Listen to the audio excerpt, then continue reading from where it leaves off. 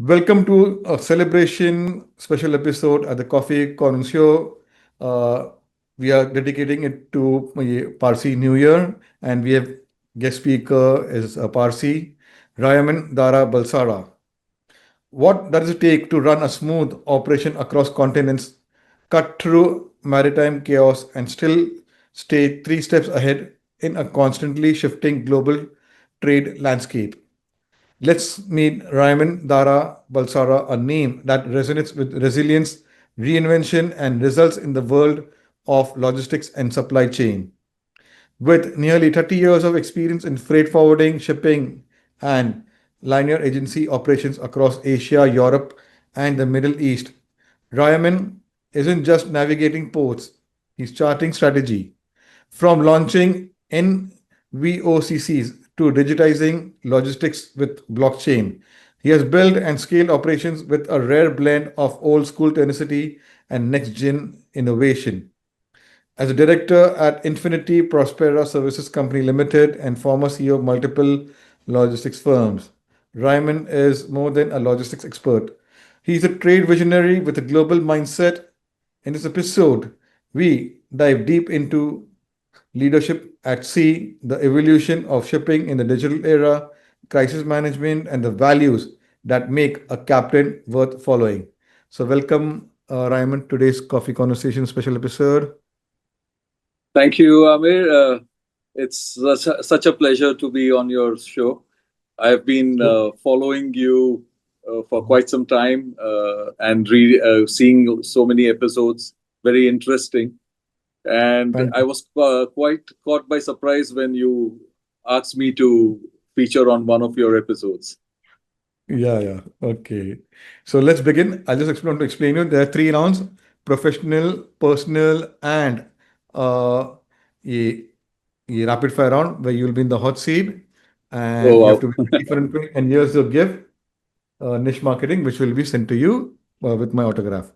So let's begin. The friend I'm line Amir Virani, host at Coffee Corner, legal tech evangelist at Prime Infotech Solution, author of 15 books.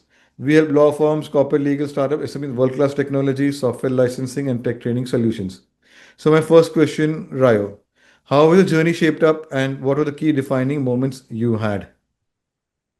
My career has been defined by transformation and resilience. Uh, I've led humanitarian logistics during the Gujarat earthquake that we had, where we delivered life-saving equipment and supplies in a record time, to implementing, like you mentioned in the introduction, blockchain-based track and trace systems that revolutionize transparency, which is very, very essential in today's commercial world. And each chapter has therefore, sharpened my ability to blend operational discipline with strategic foresight.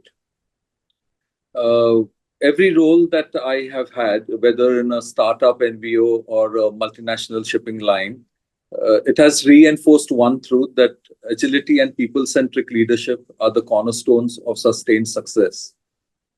I think it's these have been the key defining moments for me. I've been going through all this journey that I started out with, and this is what I'd like to actually state. Wow. Okay, let's dive deep in conversation, Rayo. You have led freight operations across multiple regions. How do trade strategies vary between Asia, Middle East, and Europe? That's a very interesting question again. Typically Asia thrives on speed, scalability, and price competitiveness. Of course, the Middle East is more based on relationships, so it's a relationship-driven trade, and there is regulatory navigation, of course. Europe is more on sustainability, compliance, and precision, which they are very, very, what can I say? There's great emphasis on that. So, winning in all these three regions requires you to adapt a very modular strategy whereby each market's rhythm is maintained while keeping the global process consistent in it. Wow.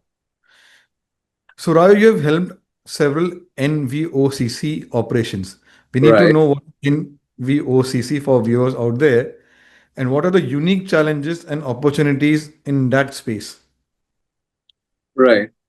Uh, Challenges for NVOCCs typically is volatile freight rates, the carrier consolidation, of course, and the regulatory complexity of the trade. Opportunities are there are niche trade lanes, value-added digital customer experiences, and the ability to pivot faster than the asset-heavy players in the market.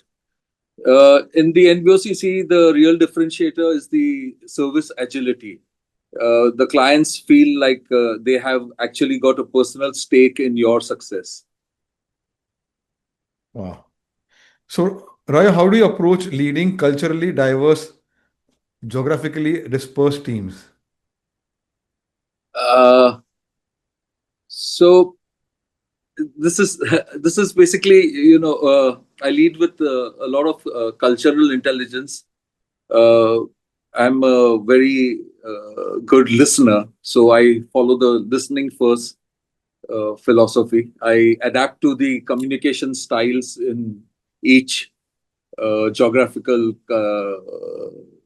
geographical location, and I share a vision that transcends the borders that are there. Uh, I also encourage local autonomy while aligning everyone to the global KPIs set for them. So it's basically more like respect the culture but unify the mission. Beautiful. So, having worked in both traditional and modern logistics environments, how do you bridge the old and the new? Uh, okay, so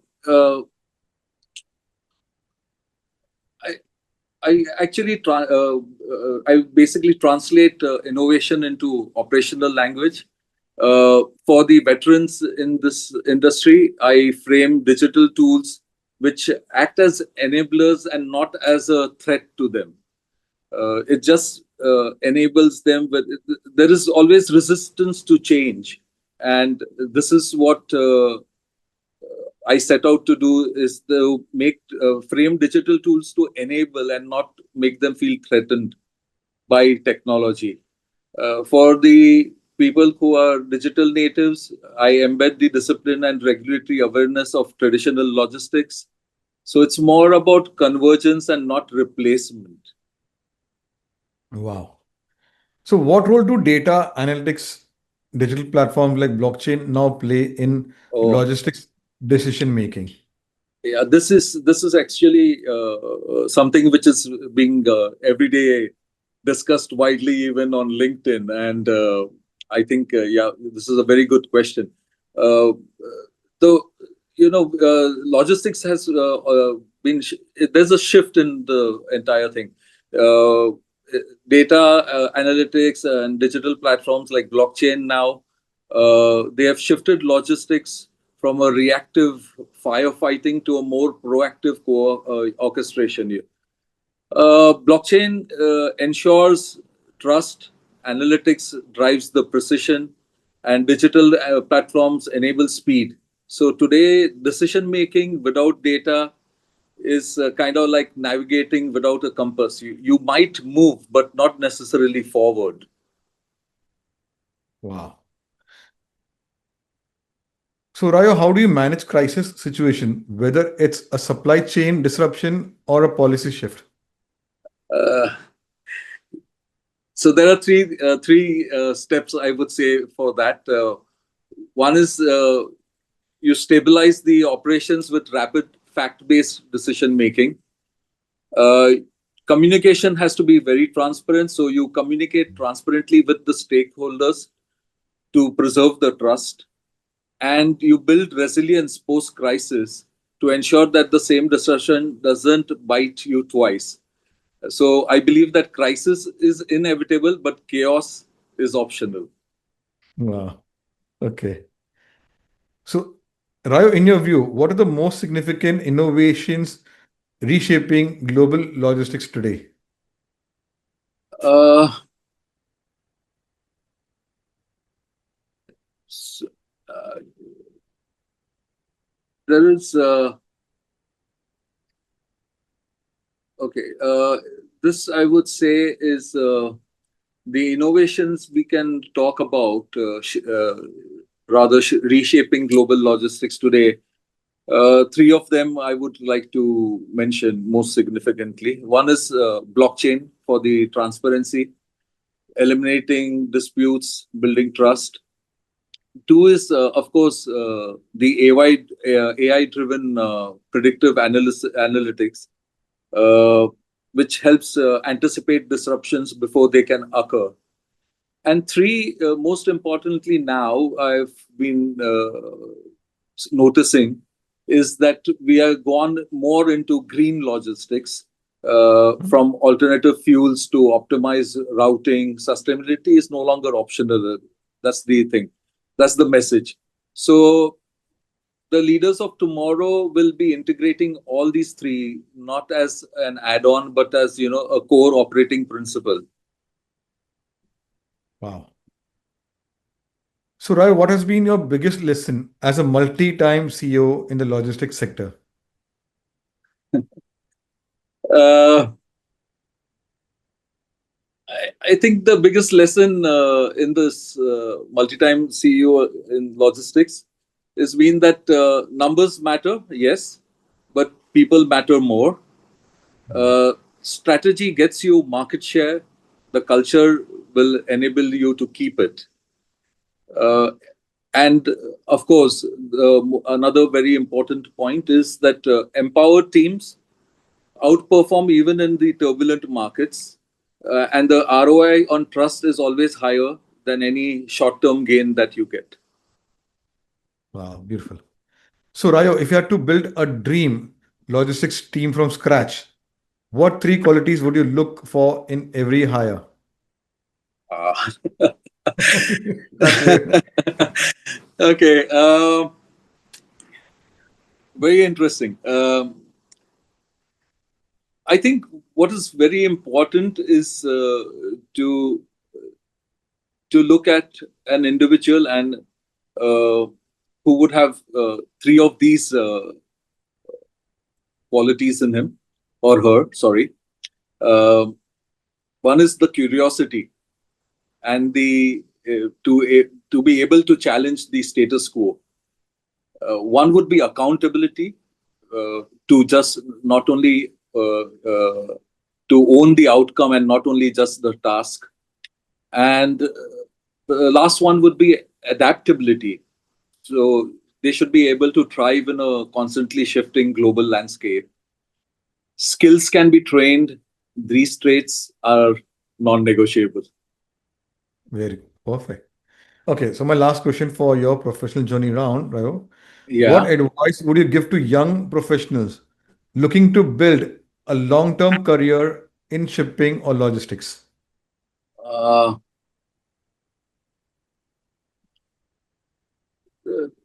okay. I would tell them you've got to master the fundamental. Uh, Embrace technology early, not resist it, and have a global mindset. Logistics isn't just about moving goods; it's moving economy. Sorry, um, and the ones who succeed see beyond just transactions; they actually see the bigger picture. Wow. So let's go to next round and understand Rayo as a person. Tell us about your family and your formative years. Oh, that's going to be a very, very long answer. uh, okay, like you mentioned in the introduction, I come from a simple, traditional Parsi Zoroastrian family where for us, integrity and giving back to the community has always been at the heart of our values. My early years were shaped at a boarding school in Panchgani, where I learned discipline and, of course, the joy of balancing work with play. While my family vacations were always in Kuwait, which added warmth, curiosity, and, of course, exposure to a different culture. My father uh, was a respected port and operations manager with NVOCC Group, and he inspired my love for the industry. My mother worked with Glaxo Wellcome, a pharma company, and she taught me the importance of dedication and, of course, professionalism. Strangely, it would seem, but it seems that the shipping gene runs in our family. My younger brother followed a similar path and is now based in Australia. My younger sister, she chose to focus on her family life. So my own family continues this blend of passion and purpose. My wife is an advocate. She shares her knowledge by teaching law in Mumbai. My daughter is pursuing her dream in the hospitality industry in New Zealand. And my son is exploring international relations and global affairs at MUIC Bangkok. Each of them, in their own individual way, has shaped how I see the world, reminding me that home is ultimately about the people, the values, and the shared journeys. Oh, beautiful.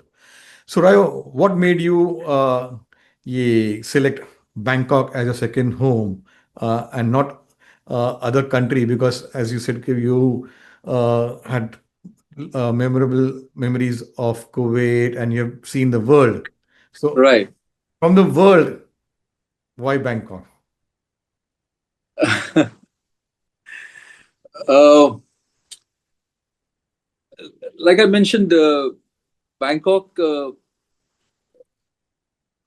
has so much in common with India. We share a common culture.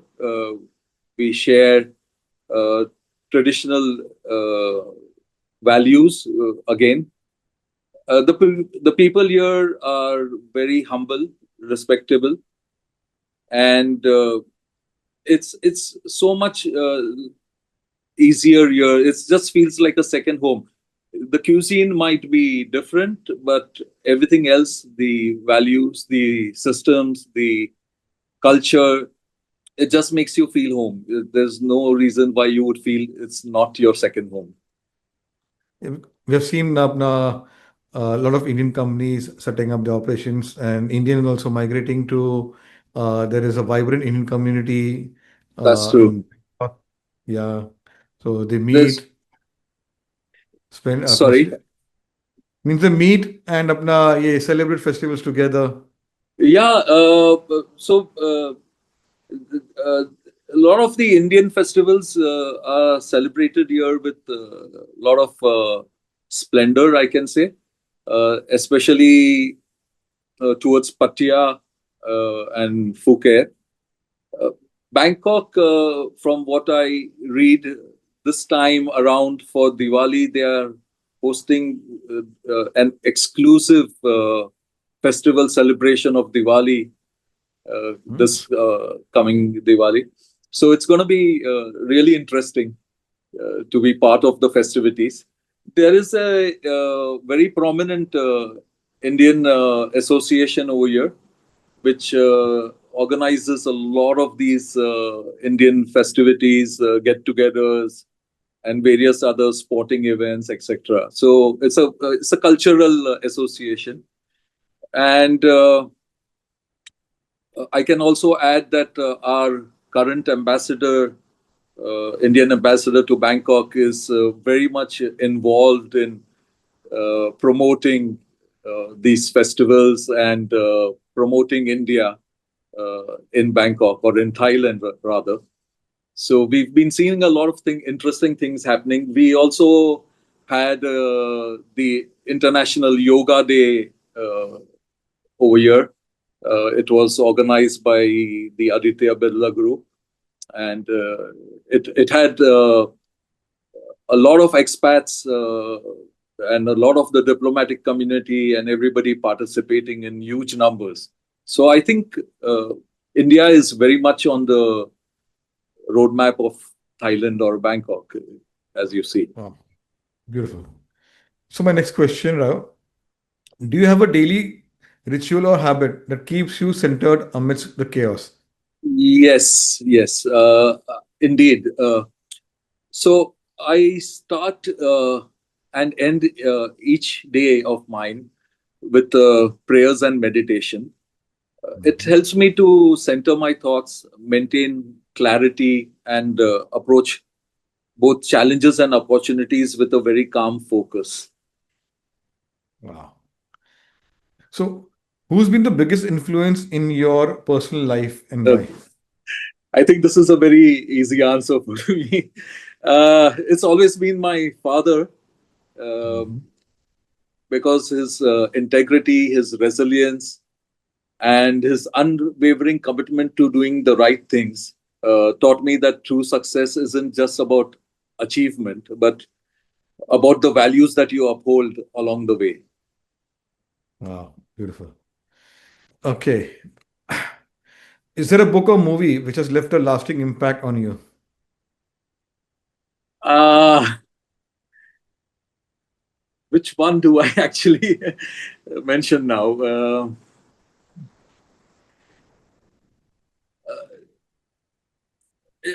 It's, there have been quite a few actually movies that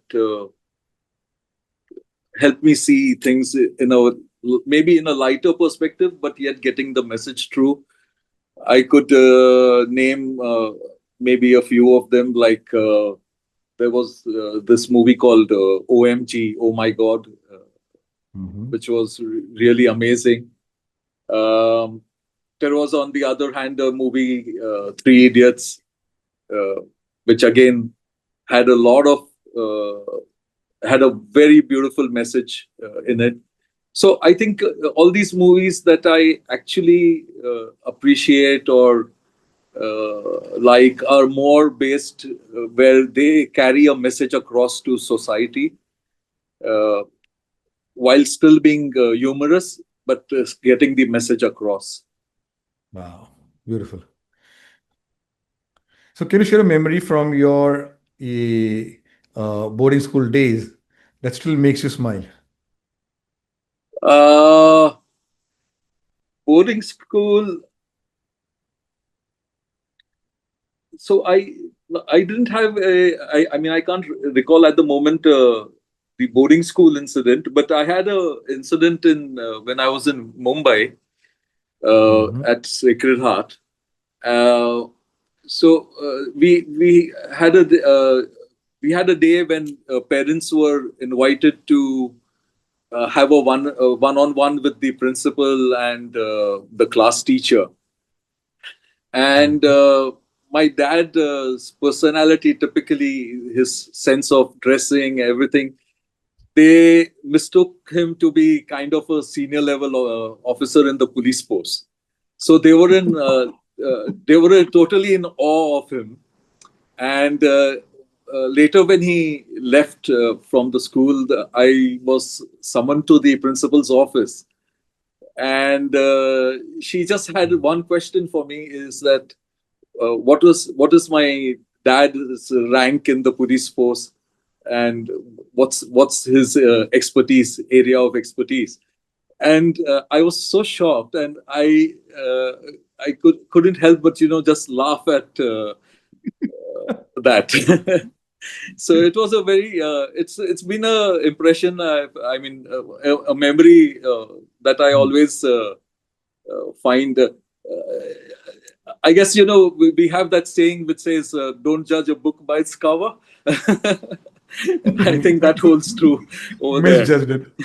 They Yeah, misjudged it. it's basically that. So yes, the dressing and everything your dad carried. So that is so wonderful of him. Ke if you had carried with the story, there would be a different Yeah, the principal teacher would have a, for you.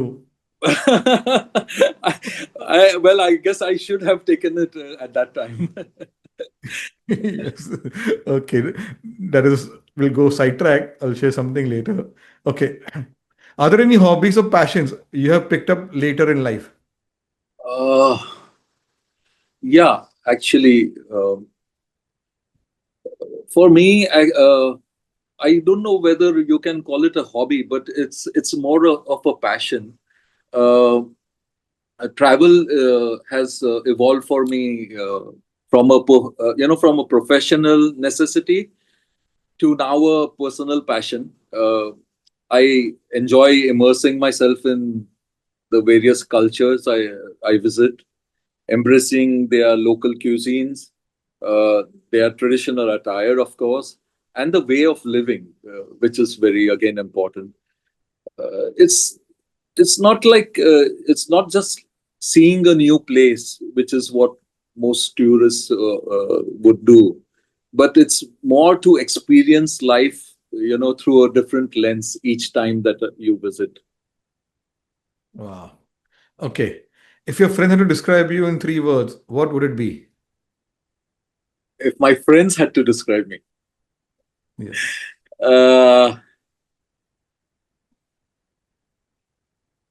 I think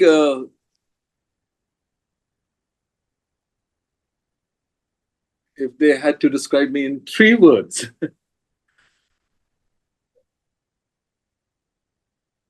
well, I can say it would be self-praise, I guess. I've always got their back for them, so that's true. I'm very much there for them. I stand for each one of them, and so yeah, I am like rock solid behind them. Uh, I support them in their ventures, their uh, questions, their queries. So I'm always a guide, a friend who's got their back for them, and I guess I guess that should be it. Actually, I really don't know. It sounds too much to be self praise. I think we would have to add No, no, no. You're on your starting something like KBC, dial yeah. your friend. I'd have to do call a friend. Yeah, yeah. Many call speakers saying, don't ask us. Yeah, call up my friends. Let's see how this works out because uh, Yeah, we are that's true. planning something. Oh, good. Okay. Okay. Okay. So my next one is a reflection one. What legacy would you like to leave behind? Uh, Legacy is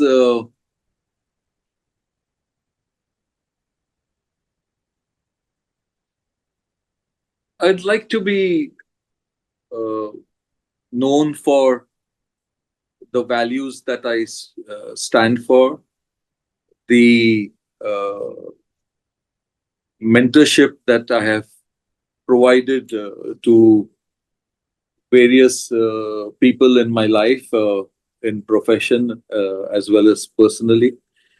Uh, I can say today with pride that through my years in this industry, I have mentored so many that today uh, I'm proud to say that they occupy some of the top positions in the industry. But for them, uh, they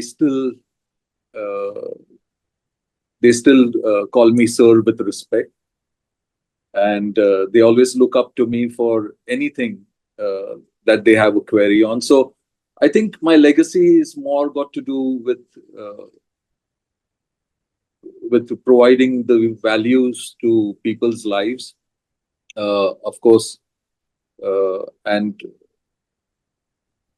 yeah, I think that should be it. I think that's where my legacy is. I would love to leave that as a legacy. Beautiful. Okay. Since we are celebrating a Parsi New Year at the Coffee Con show, what message would you like to give to our viewers?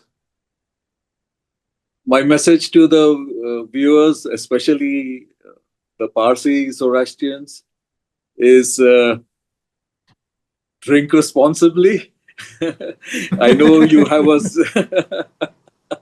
I know we have a zest for living life to the fullest.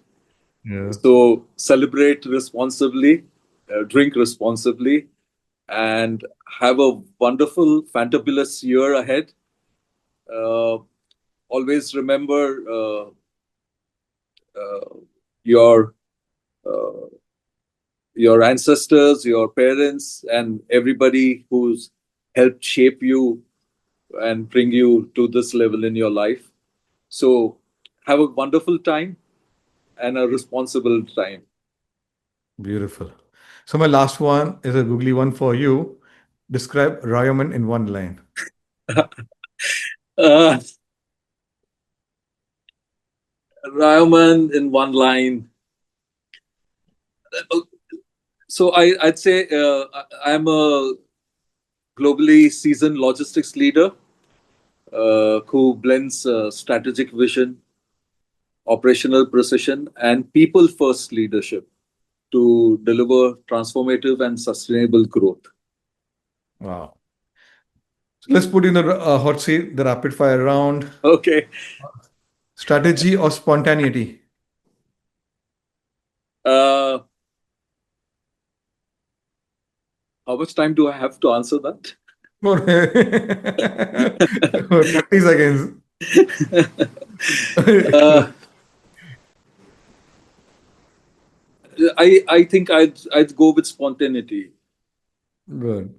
Most underrated city in global logistics. Underrated city. Yeah. Uh,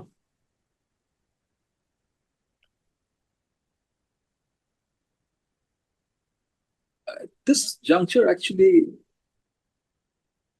I can't actually put any city as being underrated because they've all been transforming rapidly. In fact, at one point of time, we used to think about the capabilities of Indonesia, Vietnam, even Thailand. But today, they are all performing. And in fact, ASEAN is now the performing economy with all the turmoil in the world.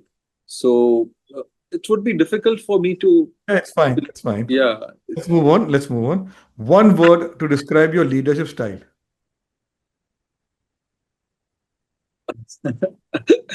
uh, One word to describe my leadership style.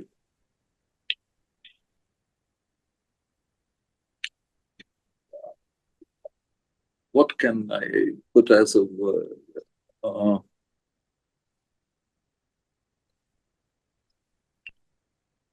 Or you can say one in one line.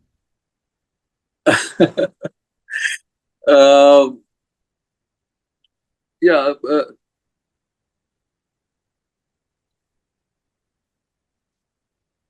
So my leadership has basically always been more encouraging the team, so team centric. And like I mentioned earlier, I'm a very good listener. Uh, so I listen a lot, and then I guide and mentor them according to that. So my leadership is basically more, uh, you can say, team centric. It's not authoritative. My style of leading is not authoritative. I'm more a person who likes participative leadership. Beautiful. Your go-to comfort food. uh, Generally, my go-to comfort food is Chinese cuisine, uh, but occasionally on the Sunday, it's the Parsi dhansak. I'm coming to that. Mumbai street food or Thai cuisine. So Thai cuisine is also street food as well. That's going to be tough. I enjoy both actually. Indian street food as much as the Thai street food or the Thai cuisine. I enjoy both. I am basically a foodie at heart. So I can see that. Me too. So when right. you're in Mumbai, we'll go to for apna dhan saag. Oh, for Tansak, I'll invite you over. Okay. Uh, yeah. Your favorite international cuisine?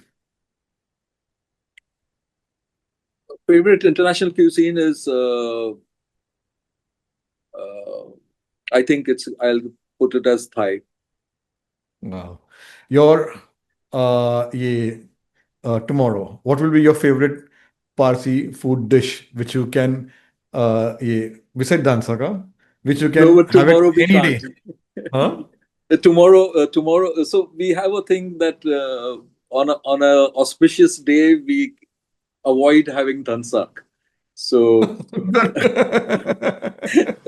so generally Yeah, yeah. back in India, we would be having a traditional food spread, Yeah, right. which would have uh, some dal, rice, fish, Mhm.